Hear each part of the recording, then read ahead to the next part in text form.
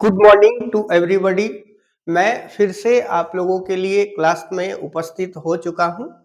आज की जो हमारी क्लास है वह प्रेजेंट टेंस का ही दूसरा टाइप है।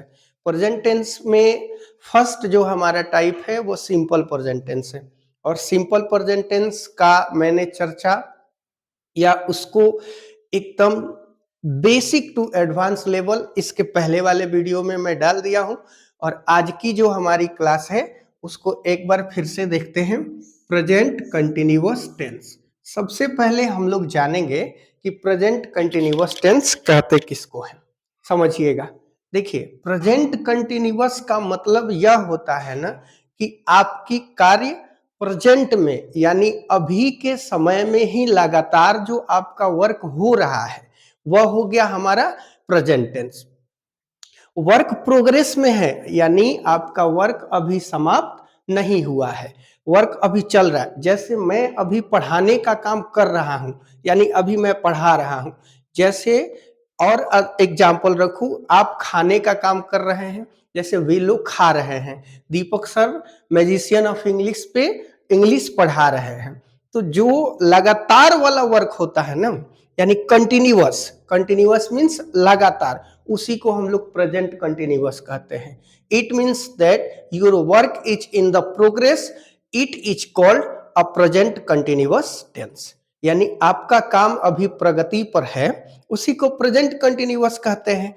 इसकी पहचान की यदि बात आए कि इसको पहचानते किसको कैसे हैं, पहचान, तो देखिए पहचान उसको बोला जाता है जिस हिंदी क्रिया के अंत में रहा, रही, रहे, रहा, रही, रहे, रहता है, रहता है।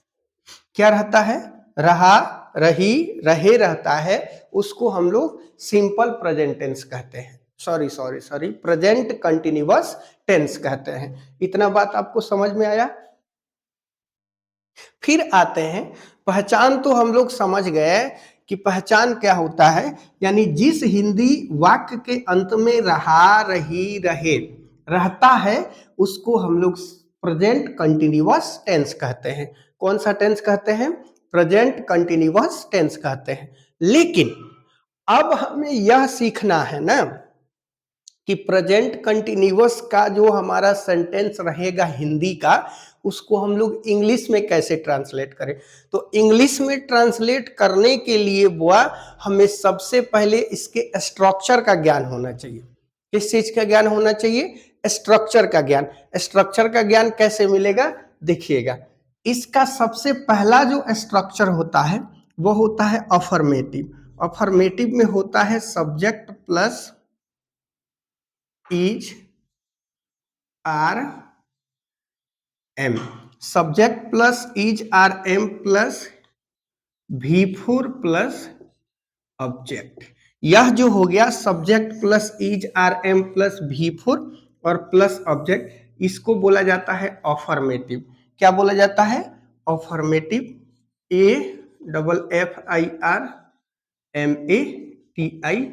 AFFIRMATIVE, यह जो है हमारा अफर्मेटिव का स्ट्रक्चर है।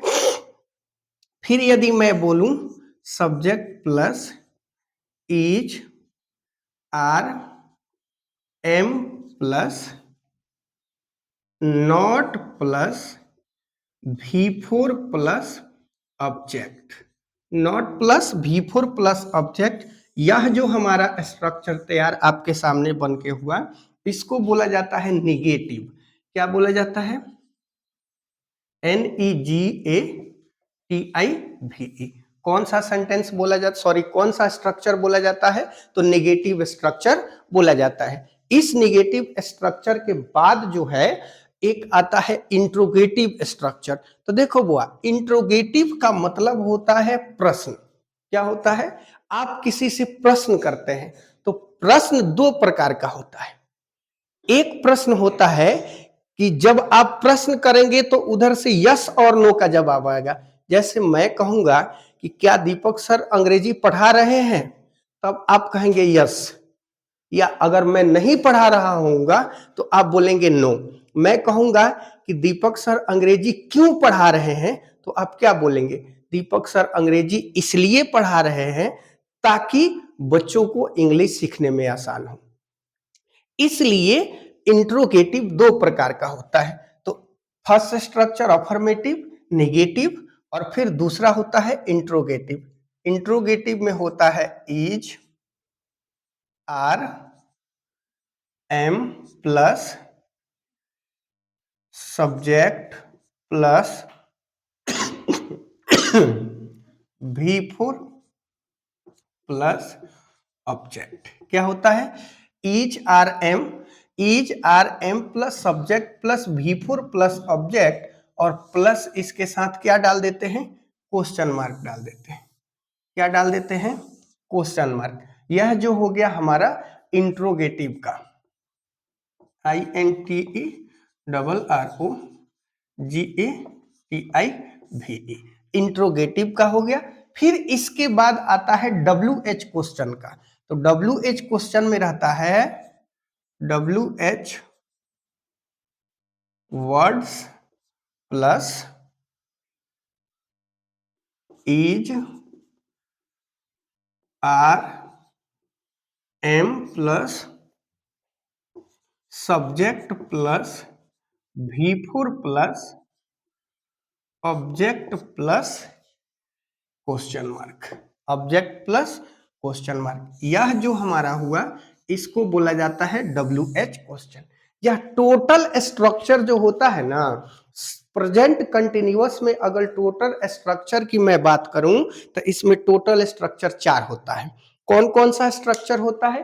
अफर्मेटिव होता है, निगेटिव होता है, इंट्रोगेटिव होता है, और फिर WH क्वेश्चन होता है। इतना बात समझ में आया? इसके बाद हम लोग आते हैं एक एक करके, पहले अफर्मेटिव, निगेटिव, इंट्रोगेटिव और फिर WH क्वेश्चन पे क्वेश्चन करते हैं। यानी कैसे हम पहचानेंगे कि यह अफर्मेटिव है, निगेटिव है, इंट्रोगेटिव है और WH है। अब इसको हम रफ करते हैं।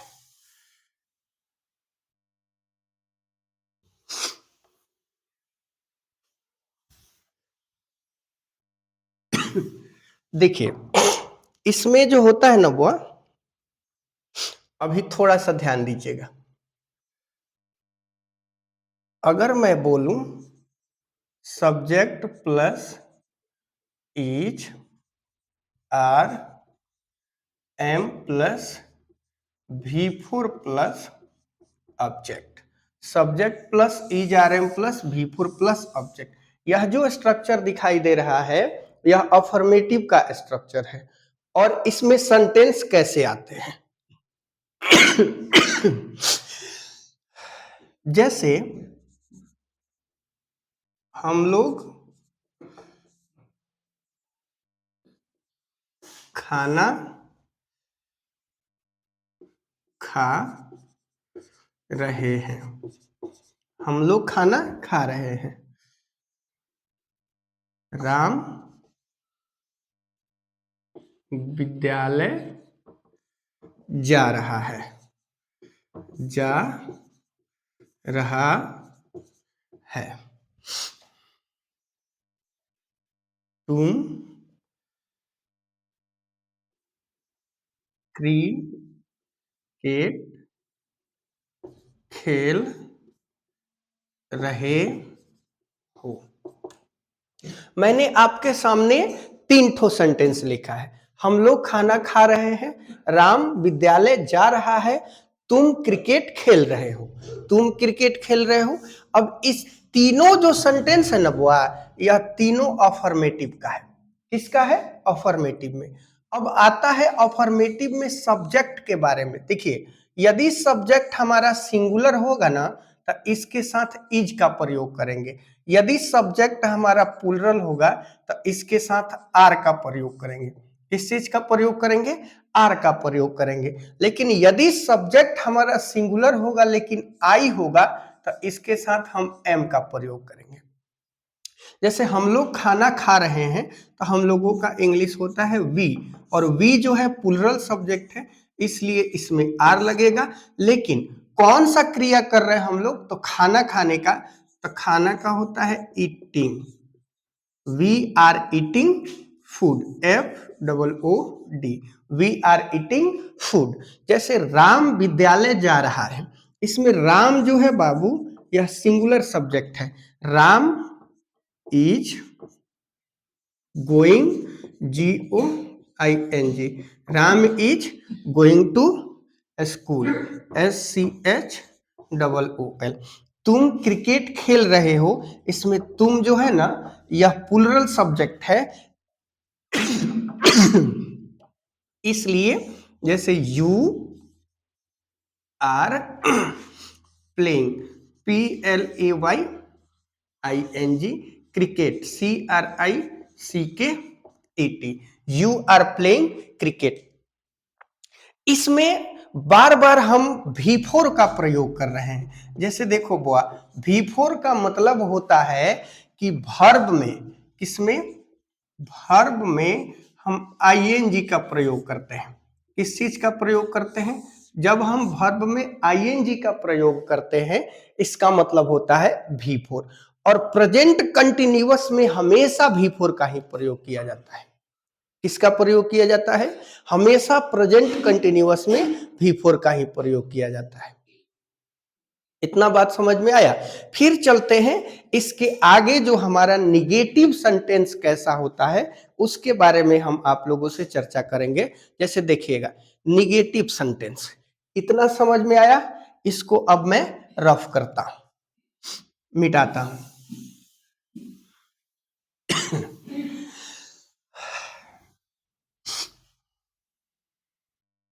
अब आते हैं निगेटिव सेंटेंस। जैसे subject plus is, are, am plus not plus V4 plus object. यह जो हो गया प्रेजेंट कंटिन्यूअस का जो भी निगेटिव सेंटेंस रहेगा, इस स्ट्रक्चर के अनुसार हम लोग उसको ट्रांसलेट करेंगे। जैसे हम बोले दीपक सर हिंदी नहीं पढ़ा रहे हैं। यह जो हमारा सेंटेंस हो गया निगेटिव हो गया। जैसे मैं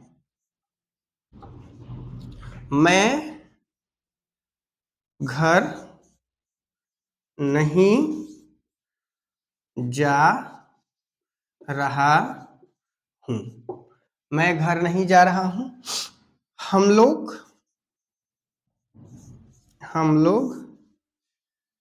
पटना नहीं जा रहे हैं। यह जो सेंटेंस हो गया, तीनों सेंटेंस हमारा नेगेटिव सेंटेंस है। अब हम लोग कैसे पहचानेंगे कि यह जो हमारा सेंटेंस है नेगेटिव सेंटेंस है, तो नेगेटिव सेंटेंस पहचानने का एक ही तरीका होता है कि सेंटेंस में नहीं का प्रयोग हुआ होगा। वाक्य में नहीं का प्रयोग हुआ होगा। जैसे दीपक सर हिंदी नहीं पढ़ा रहे, नहीं दिख रहा है। फिर मैं घर नहीं जा रहा हूं, नहीं दिख रहा है। हम लोग पटना नहीं जा रहे हैं, नहीं दिख रहा है। तो जिस सेंटेंस में नहीं का प्रयोग हुआ रहता है, उस सेंटेंस को हम लोग क्या कहते हैं, निगेटिव सेंटेंस कहते हैं। अब आते हैं इसको ट्रांसलेट कैसे करेंगे इंग्लिश में। जैसे दीपक सर इसमें सब्जेक्ट हो गए, तो लिखेंगे दीपक सर दीपक